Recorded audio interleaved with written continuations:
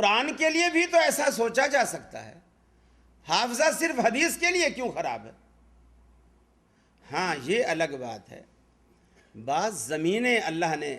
حدیث کا بیج بونے کے لیے بنائی ہیں، وہ یہ کہہ سکتا ہے کہ شاید میرے دل و دماغ کی سرزمین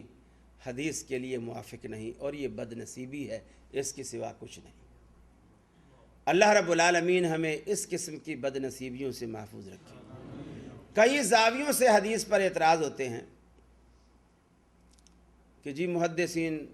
200 250 300 سال بعد آئے، اور 250 300 سال بعد لکھی جانے والی حدیثوں کا کیا بھروسہ؟ یہ بھی ایک زاویہ ہے اعتراض کا، اور یہ بھی ایک اعتراض ہوتا ہے جی حدیثیں تاریخ کے خلاف ہیں، اور جو چیز تاریخ کے خلاف ہو وہ معتبر نہیں، یہ بھی ایک زاویہ ہے۔ ایک اینگل یہ بھی ہے کہ احادیث قرآن کے خلاف، ایک یہ بھی ہے کہ احادیث میں نعوذ باللہ من ذالک بے حیائی کی اور واہیات قسم کی اور عریاں قسم کی باتیں ہیں، جو آدمی مجلس میں بیٹھ کر یا گھر میں کوئی بڑا بیٹھ کر عورتوں کے سامنے بھی وہ باتیں نہیں کر سکتا، ایسی باتیں عریانیت حدیثوں میں بھری ہوئی ہے، یہ بھی ایک اعتراض کا انداز ہے۔ بعض یہ بھی کہتے ہیں کہ حدیث جو ہے وہ عقل کے خلاف باتیں کرتی ہے، اس لیے یہ اعتراض کے قابل ہے اور یہ مانے جانے کے قابل نہیں۔ بے شمار زاویے ہیں، در حقیقت اعتراض کرنے والوں کا کوئی ایک مرکزی نقطہ، ایک مرکزی پوائنٹ، ایک محور نہیں ہوتا جس پر وہ کھڑے ہو کر کہیں کہ جی بس ہمارا یہی بنیادی اعتراض ہے، اس کا آپ جواب دے دیں تو ہم مطمئن ہو جائیں گے، بلکہ یہ قدم قدم پر پینترے بدلتے ہیں۔ کراچی میں بہت دفعہ ہمارا واسطہ ہوتا ہے، بلکہ مباحثے بھی ہوتے ہیں اس بات پہ، تو یہ ایک جگہ پر ٹکتے نہیں۔ جب یہ اس بات میں پھنس جاتے ہیں کہ نہیں حدیث کا مسلمان کو انکار نہیں کرنا چاہیے، تو پھر یہ کہتے ہیں نہیں ہم حدیث کو انکار نہیں کرتے، آپ نے غلط سمجھا ہے، ہم حدیث کو مانتے ہیں، لیکن اس حدیث کو مانتے ہیں جو قرآن کے مطابق ہو۔ اب یہ بھی تو ایک اعتراض ہے کہ قرآن مجید نے یہ کہاں کہا ہے کہ نبی علیہ الصلاۃ والسلام کی وہ بات ماننا جو پہلے سے قرآن میں موجود ہو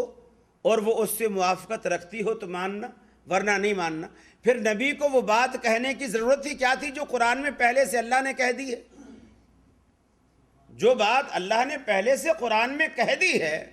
نبی علیہ الصلاۃ والسلام کو وہی باتیں دہرانے کی کیا ضرورت تھی؟ پھر نبی کی ضرورت ہی کیا تھی؟ یہ باتیں اصل میں اس لیے کی جاتی ہیں تاکہ نبی کی اہمیت اور ضرورت اور افادیت پبلک کے سامنے، عوام الناس کے سامنے ختم کر دی جائے۔ اور اس کا بنیادی مقصد یہ ہوتا ہے کہ قرآن کی من مانی تفسیر جبھی ہو سکتی ہے جب نبی علیہ الصلاۃ والسلام کا قرآن مجید کے ساتھ رشتہ توڑ دیا جائے، اور پھر قرآن کو الگ کر کے پھر اپنی لغت اور اپنی سمجھ اور اپنے دماغ کی بنیاد پر قرآن کی تفسیر کرنے بیٹھ جائیں، تو پھر اللہ ہی حافظ ہے قرآن مجید کا، جو پھر وہ لوگ تیا پانچا کرتے ہیں پھر وہی جانتے ہیں یا پھر ان کا رب جانتا ہے۔ حدیث کا رشتہ قرآن سے توڑنے کی منشا ہی یہی ہے کہ جب تک حدیث جڑی رہے من مانی ہو نہیں سکتی، اس لیے کہ حدیث وہ حد فاصل ہے، وہ دیوار ہے، وہ حصار ہے قرآن مجید کی حفاظت کا، اس کے لفظوں کی حفاظت کا، اس کے معنوں کی حفاظت کا۔ یہ حدیث جو ہے یہ حصار ہے۔ یہ اس لیے اس رشتے کو جدا کرنے کی کوشش کی جاتی ہے کہ نبی علیہ الصلاۃ والسلام کا رشتہ قرآن مجید سے جدا ہو جائے، تاکہ پھر قرآن مجید نے جو احکامات، اور اصل میں اس منشا میں جو در پردہ جو اصل مرکزی خیال اور مرکزی مقصد ہے